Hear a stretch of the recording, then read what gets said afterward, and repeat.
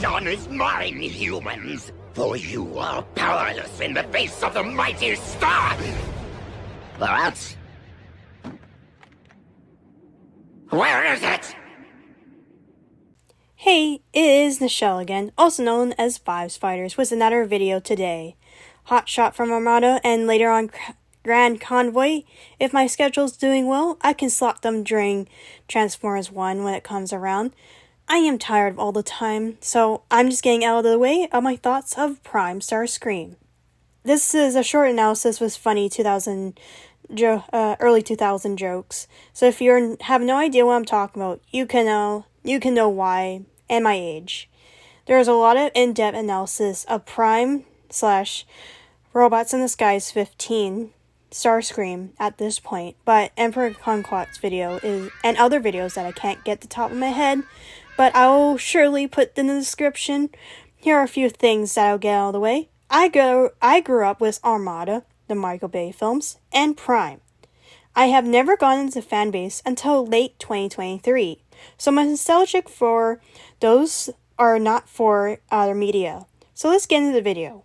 We're going to talk about the negative things first on Starscream. It is minor that it didn't really bother me on his character. He's perfect in every way and every scene he's treated, and how he displays his mannerism to the audience. He is cunning, intelligent, and a trickster. We'll get that last part. Well, goddammit. The problem is that there are people in his way getting straight to his goals. He has everything he needs for his fellow Transformers to follow him like a leader, but he judged his situations terribly when the opportunity is right at his grasp. Like, for example, when he found Megatron with a shard of dark energon imbued in his chest, he had the opportunity to end it and become ruler of the Decepticons. But he did thought on the consequences and hesitated when Soundwave came around and investigate the site. Starscream is capable of leadership and leading a team. He has done it before when he led a team of Seekers during his Cybertron days. If we consider the war / fall of Cybertron games is a bit of hint of the canon of what happened to his alignment.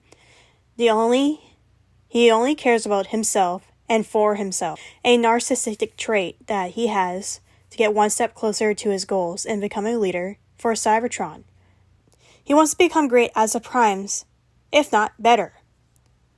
He follows through a lot more since towards Robots in the Skies 2015. All that time, he really got nerfed because of his personality to please those who were above him, like Megatron. As Megatron always keeps a watchful eye whenever Starscream shoots him down in the back, and why he's second-hand command. It is to control Starscream when he ever tries to pull in order to get ahead of him. However, during the time in Prime, that kind of control developed his tendencies to hesitate and mess up a lot more than he should. This video, we don't need to compare who is the better Starscream, but we can say one Starscream follows through on his goals is strangely IDW Comics, which he can just earn his full depth video someday because the comic books have more time to write compared to TV shows. Plus, we got Skybound Starscream, and well, he is. Plus, the reading order list is terrible. Can someone actually make a reading list? Gosh. This is not a nitpick from me, but I've seen a lot of comments on his design being a little bit skimpy, or he looks like a shrimp.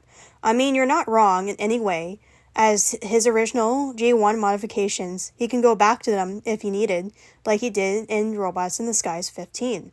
However, the loss of his armor, making him very sleek in the design to make him look like a gesture for his king, and also, if I'm being clear here, I don't want to be next to those claws and those missile arm cannons. Have you not seen how he used them against Cliffjumper and the scale of how big he is to humans? I will not mess with this guy, as I would work for him as our new overlord, as a Transformer with no T-Cog. He is very capable finding you wherever you are in a very large distance. That part is his previous skill set as a Seeker. He will find you and he will do anything to get to you, which is terrifying of him if he's within your crosshairs. Throughout the show, Starscream has already established he is the second-hand command to Megatron, and a former Seeker scientist in his time on Cybertron. By this point at the start of the series, of Prime, all the Seekers he used to command during the war are all dead, if you have read the books, I guess. Even his best friend and fellow scientist, Jetfire, is also dead. So technically, in terms, the loss of his Seeker squad and his friend makes him very cautious and very nervous, since he doesn't have anyone to fall back on. Even though you have seen all his appearances, it isn't until Season 3 where Starscream gets more irritated because he left Shockwave to die, and knowing what he wants to do in his favor, Shockwave's personal goals in the cause makes Megatron trust him more than Starscream performing his duties. You can really feel the edge Starscream knows. If he acts all in line now, he will be severely punished by Megatron. Earlier in the seasons, he was capable of doing that, but now he wasted so much time serving Megatron, he lost the main goal that he desired. By the time Predacon Rising and Robots in the Skies 15, his character has improved since his reliance finally become a leader that he always desired, and no longer being bogged down by Megatron. He became a threat that everyone fears he can do once he finally gets power. This stuff becomes outright scary, as his previous occupation as a scientist, he figures out how to gain power of a Prime without the Matrix, but also using the power of special minicons Megatron created. He will do so by force and willing to do anything. That makes him more frightening in Robots in the Skies 15, is that he's very calm and isn't very busy. He knows what he desires and things will come to him. It shows how far he is willing to get what he wants and following through his ideals. Like I said from the beginning, I'm going from negative to the positive thing at the end of the video, which is the best thing about Prime Starscream. His English VA, Steam Bloom, is just GOAT right here in every scene he is in. Prime Starscream is very unpredictable, which rewatching his character in Prime is intriguing. Steve Bloom's talent is everywhere for a good reason. His work is great, and I will not change it one bit. His range in voice acting can go from menacing to quickly pathetic into another.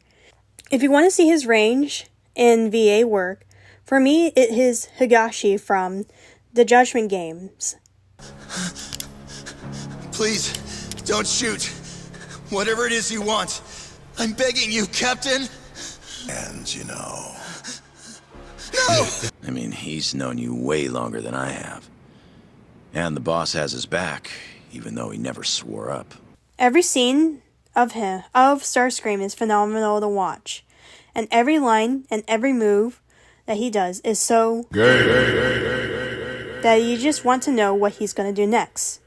He tricks and backstabs to get what he needs. And when he is working and performing those duties, he performed those duties like any Decepticon would. That is why I watch Starscream, whatever version he's in. Like the trickster god, Loki, from the mythos, Starscream was able to get himself out of very sticky situations, even he tried to backstab Megatron a few times. He will do this multiple times, but he does in a way it's just too funny, too outright scary. I cannot wait what they do in the future with Starscream's character. Oh, for